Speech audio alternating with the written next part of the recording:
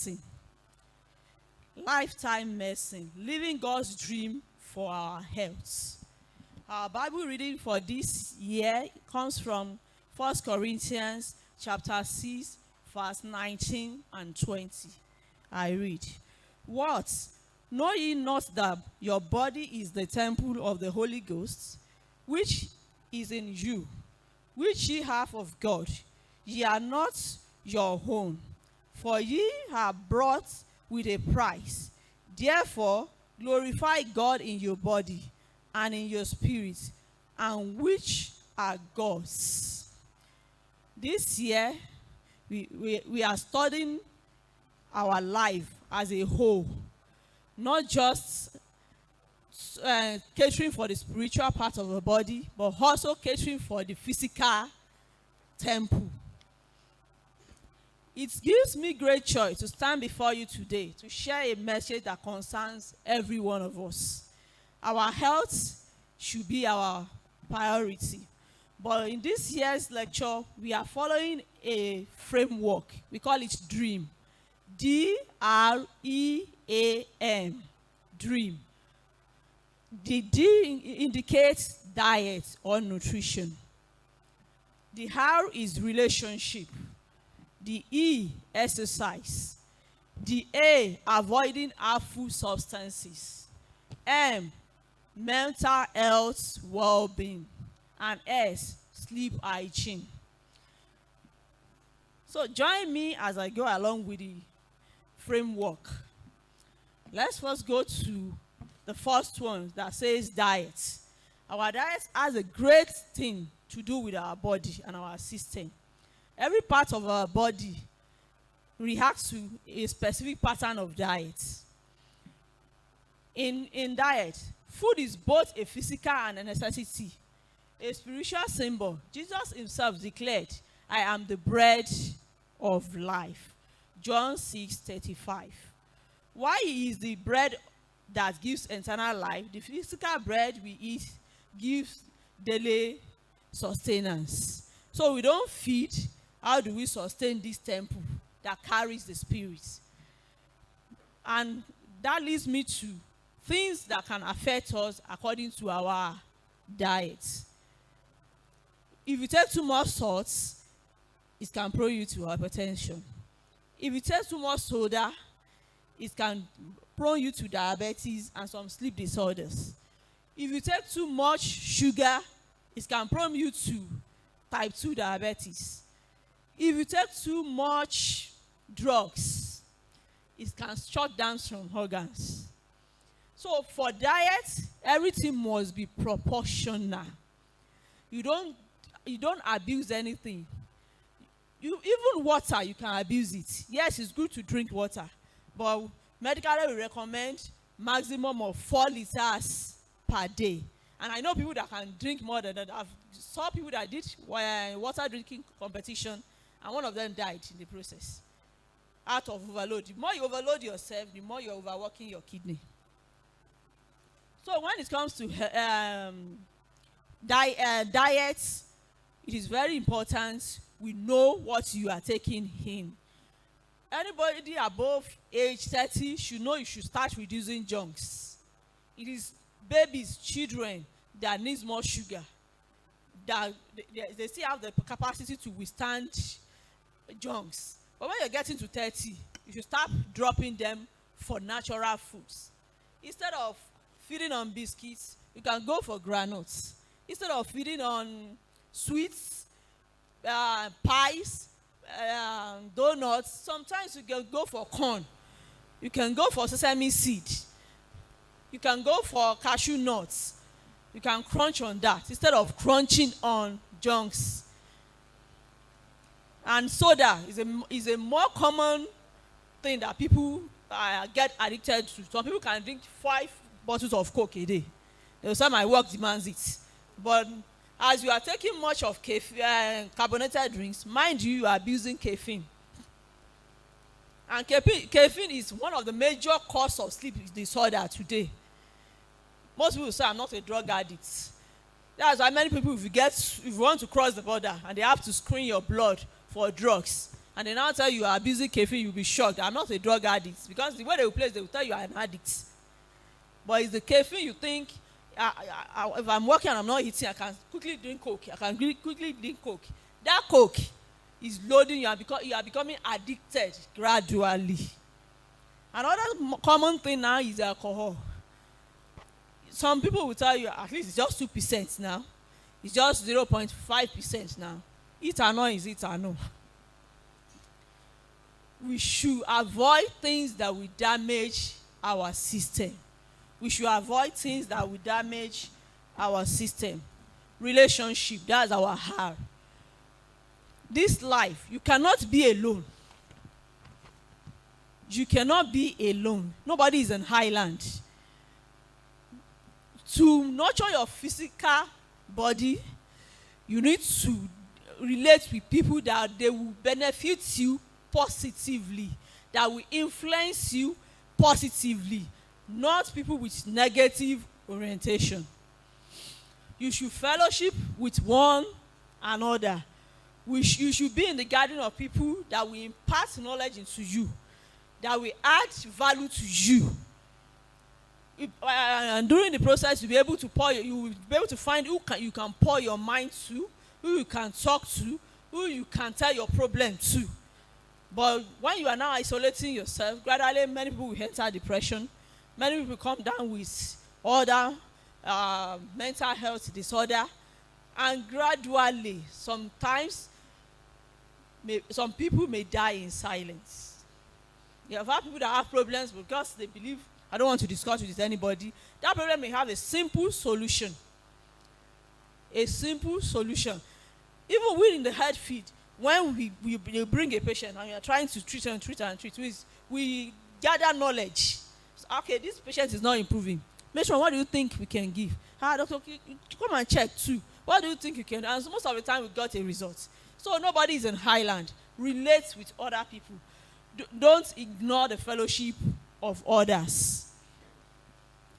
Exercise, that's our he. When we say exercise, you exercise according to your health.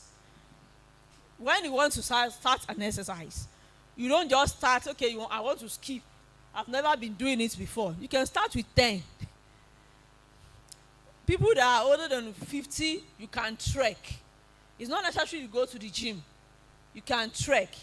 You can do minor walking within the house that will not harm your health.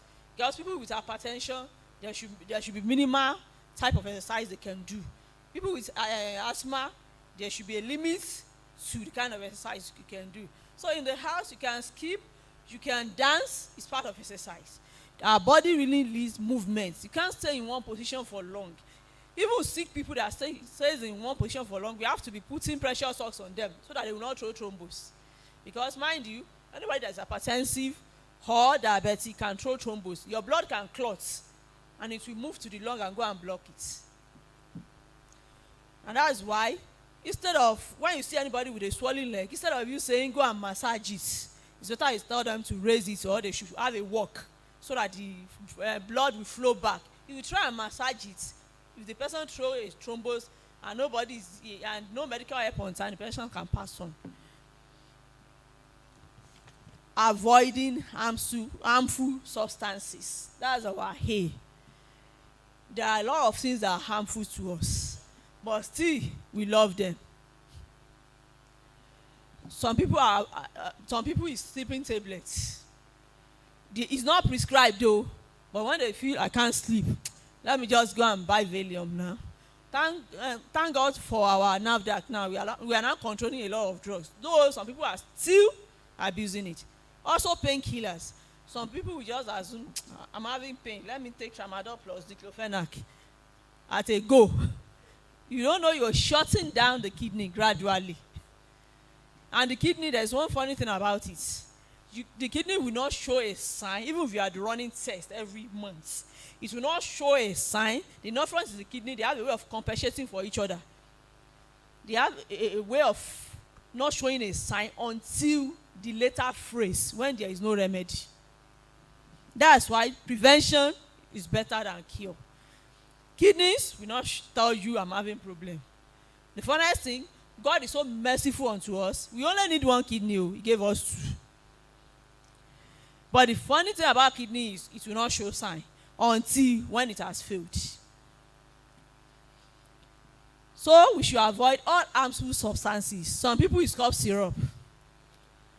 It's a routine to them. Before they say cough syrup, cough syrup. Most of those cough syrups have some substances that can become that can be addicted to. Then you start abusing them because without them you find out you are not fine. Painkillers, cough syrups, caffeine, and some are drugs. You won't be surprised even we see minister of God abusing drugs, taking hard drugs. Now everybody wants to thank God for Baptists. You get to some dominations, they learn prophetic way, and they will tell you, Ojubaro kò were. So you see many of them taking in their hand. You will be shocked to see it. You see young guys that will think, this boy is cool-headed. They are the most dangerous sort of people most of the time because you don't know what they are capable of doing until they are sick and they brought one. He's a choir director and he came to the clinic. They were trying to give painkiller. The thing was not working. I was like, I was doing round in here. I said, what is the problem? You have given pains 60 milligrams and this boy is still in pain. So let me talk to him. Hello, sir. This is between life and death. What drugs have you been using before? He said, I always do play too. So I need strength. I always stand. Okay, sir. I'm used to taking tramadol and sometimes in their hand. I said, okay. The tramadol, how many milligrams do you always take? He said, I will empty a whole sachet. That's 20 tablets inside Coke or Pepsi, and you will be sipping it as he's singing. I said, now you are putting yourself in more trouble because now you are having bigger problem than the tramadol now. But there is no painkiller. The only way to calm him down is just to sedate him. And when you now want to sedate a person like that, you have to use triple dose of ketamine for that person. After he slept 2 hours, he woke up again. A dose that he ought to sleep for 48 hours. So we should be careful with harmful substances. And also, there is a common one that everybody thinks, I'm not taking any harmful substance. But mind you, we have herbicides everywhere. That's why anything you're buying, you wash well before you take. You wash well. We have a case of food poisoning one time. I think it was last year. And they tried to trace where they hit the food poisoning. They couldn't trace it. Later, somebody said, they made effort yesterday now. That is the effort they used to hit by the head. Okay. They now said, somebody should go and buy from the source where they bought the effort from. Because they finished this one they had. We found out everything that woman brought is with an herbicide. She didn't know she too bought it. But if they have taken their time to wash 2-3 times, it will have a minimum that it won't be able to harm them. So we should be careful of what we eat, how we prepare our food, how we wash our fruits. Our aim is mental well-being. According to medicine, everyone is a potential psychiatric patient. Yes, everyone is a potential psychiatric patient. But it depends on how you handle your health. Everybody is an individual. I'm different from you. You are different from me. My pain threshold is different from you. What you can curtail, I may not be able to curtail it. But the problem most people have is you want everybody to be like you. Learn to treat everybody as an individual. Even your child is an individual. They have their own genetic. They may inherit from you. But mind you, you are not the only one that gave birth to that child. So he inherited some traits from you. He inherited some traits from the father. And mind you, the father inherited some traits from his own mother and from his own father. So everybody is an individual. So our mental health too, the way we can cope with stress is different. And the major cause of mental health disorder now in Nigeria is stressor. Everybody is stressed. That's why you see, if you get to the hospital like that, this. So patients, they will start fighting each other as if they want to collect money from that place. But naturally we know it's part of their problem. Everybody is stressed. No good news. Nothing is encouraging anybody. But as I always tell people, you are the author of your own happiness. Don't let your happiness depend on anybody. The moment you are the author of your own happiness, when anybody do anything that will pain you, it will have a limit that it will affect you. Because you know that is his own personality. That is our own personality. Don't get unnecessarily stressed. Anything that will stress you, reduce it. Yes, everybody is looking for money. Things are hard. Things are so expensive. Accepted. But please, anything that is not compulsory, drop it. I always tell my people in the office, tell you, if they bring clothes, if you can afford it, buy. If you cannot afford it, tell the person with pride, it is your money. I don't have. I have another budget. At most, you get to the party, they will not give you food, and it cannot happen. Especially we women, you want to meet up with our colleagues. You want to do what my colleagues are using iPhone. I must use iPhone. Mind you, everybody with their own life. Don't get stressed unnecessarily. Because there's one problem with the brain. The moment you are stressing it, and it adjusts to that kind of situation, you are in soup. And if you have started using any behavioral drug, mind you, you are using for life. So if you don't want to be a patient, don't create reason to be a patient. Don't get carried away with anything. You are yourself. Nobody is you. If anybody lies, let them wear 1 million naira gold. It is their cup of tea now. You wear your GL with pride. If somebody, one of my colleagues, she was, this shoe, I have not gotten it. I said, how much is it? Oga? It's 150,000. It's fast. I said, will you be wearing it every day? That is her own personality. I just make jest of her and go my way. One day she came, guide me to check my BP. I said, this BP is high. He said, I said, what is the problem? I said, I'm holding a lot of people. So you will hold.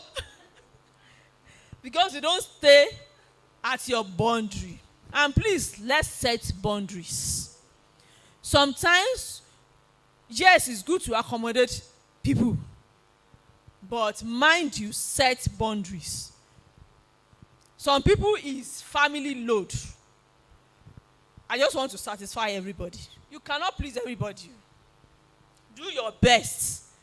But at the same time, don't hurt yourself to please people. I've seen a woman, she's pregnant, she's with preeclampsia, that's high blood pressure in pregnancy. And we now wanted to admit, she said, my mother-in-law will not agree.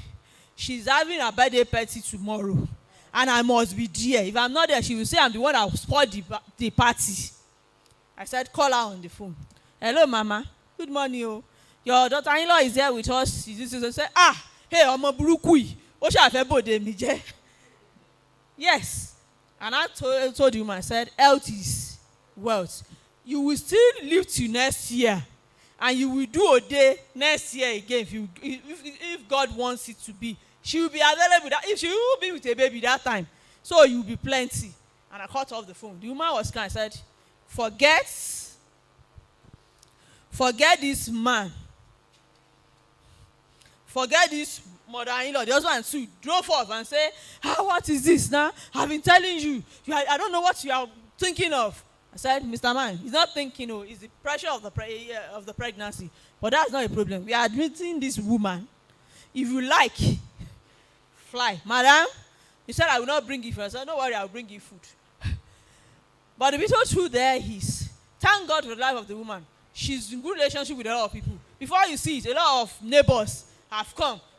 This one will sleep today. Another one will sleep with her tomorrow. Till we decided to do an emergency CS and bring out the baby.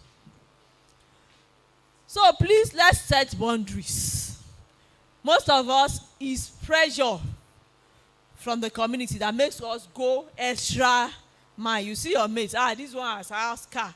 This one is riding Lexus. This one is doing this and doing that. And because of that, we start running beyond our capacity. We start running beyond our capacity. One of our staff died last week. He had stroke the first time. He's not using his drug. He had stroke the second time. He was able to recover. This, we now said, is under my unit, environmental unit. I said, okay, please stop coming to work. Be resting for this main time. He refused. He said, I cannot stay at home more, because most of the time, if you give them money for fuel, they will see gain. This time around, they brought him dead. And everybody was saying, he doesn't rest. He doesn't rest. Maybe they give him sick leave. He did not stay at home. But you know it's too late. There's nothing anybody can do to that. So please and please, know your capability. Everybody is an individual. The hours I can stand, some people cannot stand for those hours. The hours I can run, some people I don't have the capability. And the capability of some people, I too don't have. God created us differently. Watch yourself. Know what you are capable of doing. And youths, we are catching them young. They're having hypertension. Hypertensive disorder is the talk of. Now we do BP for neonates. Yes, from day old we do BP for them, because some inherited it from birth. We have seen 10 years old that died of stroke. We have seen 11 this year. So it's giving us a reason of concern that a lot of things is going on. They have inherited the trait. Now the young boy is the one that died at 11. The mother died, so he's living with somebody, and they are now maltreating him. He just came down with stroke. Bam. We started, before we noticed, kidney failure joined. So please, our young ones, please don't think nothing will happen to me. I still have my body. Don't look at, when you are looking at people beyond you, look at people behind you too. When you are looking at people that are beyond you, please try and look at the people behind you. Because there are a lot of people behind you too. They are willing, they are in your position. When you are thinking, I've not gotten this, my mommy did not buy this, my daddy did not buy this, my daddy, I was opportune to meet some people some time ago. A child of 5 years telling the father, my daddy, don't come to our school again. The father said, why? He said, you are the only one that is using Okada. My other schoolmates, their parents bring them with car. Whenever you want to come to our school, let mommy come. She will use packaging. I was like, So yes, my mommy will use packaging. She will dress well. They will think we are rich too. And that's why you see children, when you go to their class, because me, I'm fond of branching to my children's school. This one will say, my mother is a nurse. This one will say, my mother too is a doctor. It's a lie. Oh. That's how children behaves. So, and that thing goes along with them as they are growing. Please, let's go and stop it. Because you are just toying with your mental health. When you lie once, you want to tell another lie to cover the first one. And that is why you see students in our institution, they start doing prostitution. Some of them sell their egg. You see that at UICH. Before they stop their IVF center. Most of the people that goes there to donate egg for IVF are students. Their parents did not know they went there. And everybody above 18 is an adult in Nigeria. And many of them have sold plenty of their eggs. Yes, because they give them hormone so that the eggs will grow, and they will harvest it. And it's not as if they will do this surgery for them, so the parents cannot know when they get home. All because they want to buy iPhone. They want to buy the latest shoe. They want to buy the latest smartwatch in town. please and please know how much you can afford. What your parents cannot afford, live within your limits. Live within your limits. God has blessed us so much in Nigeria. We have a lot of supplements of food. If you don't have meat, you buy Beske. There is even small fish that they sell in the market. That small one, you can eat it. If you want to do big madam, you can buy quarter kilo of chicken now. You cut it small. Or crayfish. God has, and this is snail season. If you get to the market, you see small snail around. You get to just, you see plenty of them. So we have many sorts of nutrients. Instead of going beyond boundary and buying what we cannot afford to buy. And because of that, they start luring them into things that will harm their future. Sleep hygiene. Let me first talk to we parents. Sleep is a natural gift of God. But we have a number of hours that we ought to sleep per day. For children, age 0 to 5, they must sleep per day minimum of 12 to 10 hours. It's 0 to 5 years. From 6 to 12, they must sleep minimum of 9 to 8 hours. And now, this is the era of social media. Even the smallest konkolo you want to press phone, they will press phone till they sleep. And if you don't build a sleeping pattern now, sorry, you are a potential patient of sleep disorder. Yes. To build your sleeping pattern, you must have a specific time you will be sleeping. So if you say, okay, I want to be sleeping by 9, that means you will have prayed within, maybe your praying time is 8 to 9. After that, you lie down and sleep. No more pressing on phone. Those of us that have TV in the bedroom, you off it. And it's not really hygienic to sleep with bright lights. Because mind you, the moment your brain sees light, even when you close your eyes, it's still working. It's still working. Our brain is like green plants that need light to photosynthesize. So please, no bright lights. Children that you know, they are still within the age of 0 to 5. Most of the time, create pattern for them to sleep in the afternoon. But this era of you, from a child of 1 year, we have taken them to school. When UNICEF says they must not enter primary 1 before 6 years of age. By age 1, they are in school already. And in that school, they will not allow them sleep. And at the long run, they will still do lesson. So at home that they ought to sleep, you know, when they now sleep by 4, you want to wake them up so that they will sleep early at night. We are disturbing them. And that's why you see a child, you taught something today, tomorrow the child has forgotten. When there is sleep disorder, there will be memory loss. They work hand in hand. They work hand in hand. For adults, you must sleep minimum of 8 to 7 hours per day. How many of us are sleeping as far as that? Especially we health workers that we even have night shifts sometimes.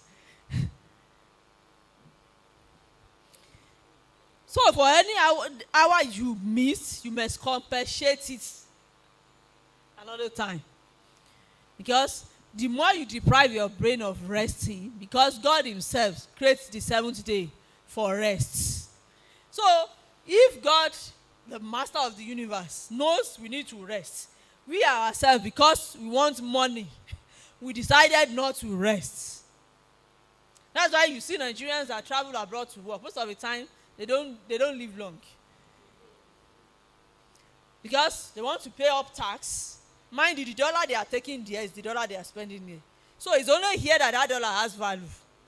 So when they get there, he's paid $100 and he wants to eat one corn, and that corn is $5. The corn you buy 200 and 300, and you will even be pricing it here. That one has name tag is not priceable. So before you pay bills and everything, the money has finished. So you have to do 3-4 works. So the day is off here, you go and work there. Before you know it, and there's one funny problem with the heart. When you are stressing the heart, it will start compensating, it will be enlarging. As you are stressing it, it will be enlarging. As you are stressing it, it will be enlarging. Until it cannot enlarge again, then that person will come down with heart attack. But the problem there is, most people, that's why it's only when we are checking BBs on routine that most people will know that. So I'm hypertensive. Because the heart is compensating, which is wrong. Some of them will not feel anything, they will only feel chest pain occasionally, and it will go. After the heart has compensated enough, it will go on its own. But mind you, there is a potential danger, because when it needs the heart, when it's older, that you need the heart to enlarge, there won't be space for it to do so again. It has exhausted its capacity. So please let us manage our stress well so that we can sleep well. Don't let us do beyond our capability. Let's do what we can afford to do. Wear what you can afford to buy. You are not dressing for anybody. You are living your life. If it is small Ankara that you can afford to buy, wear it with pride. If it is big one you can afford to buy, good for you. Every one of them, the funny thing with big clothes is, every one of them has expiring day too. You just notice someday you pick a clothes and it will tear. 150,000 has gone. So please, let's live within our capability. God that created the heaven and the earth, He planned it well, but still, human being we fucked up, and we are now to plan it ourselves. Because when He created the heart, He gave us everything. He gave us good health, no debt, nothing. But we ourselves created the problem. But now we should adjust and live a good life so that we will fulfill the God plan for our life. So that we will fulfill the God's plan for our life. So restorative sleep is essential for health, productivity, emotional balance, spiritual strength. It repairs the body, sharpens the mind, and renews the spirit. Without it, chronic disease, stress, and accidents increase. So if you're stressed, that's why even the FRC will tell you, if you cannot sleep when driving. Most accidents that you see that occurs, it's not all that is brake failure. Majority, the driver sleeps off. Because he has overworked. He has gone from Ibadan to Lagos 3 times that day. So he's already stressed. So please, let us live a healthy seeking behavior. Whatever you are putting in your mouth, whatever you are doing, let it work for your health. Let it work for your health. Do occasional checkups. There are a lot of things that will not show up until it is peaked when you go for checkup. But how many of us will willingly go into the hospital and say, I want to do checkup when we are not sick? Thank God for the Federal Ministry of Health now. They are passing a law that every Nigerian must be under 1 HMO. So with that, if they don't see you when you need to come for checkup, they will call you. That everybody must be under a HMO compulsorily. And they are trying to pick it up. Even that's why they said, any student in Kwara State now, they said they should do Quastra. They want to capture how many people we have. So that by fire, by force, everybody in Kwara State must be under Kwara Care compulsorily.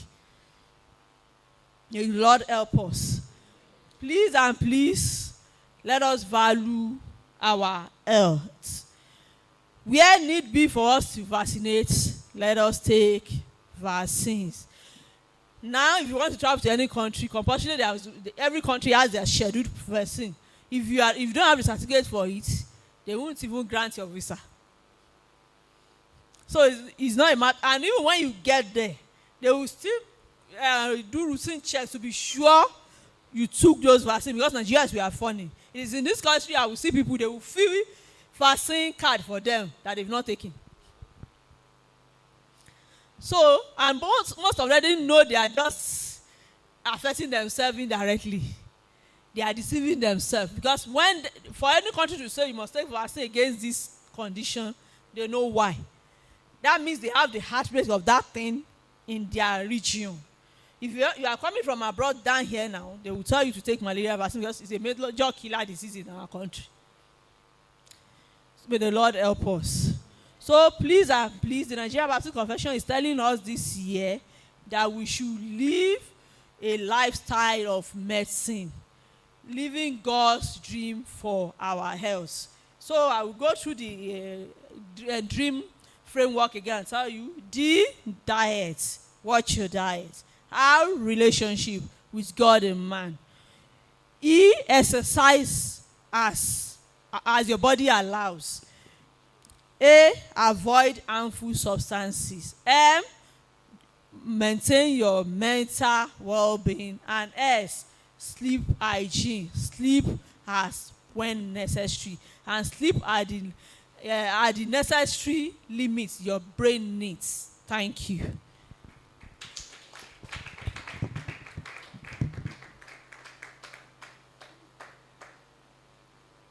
Let us celebrate our sister.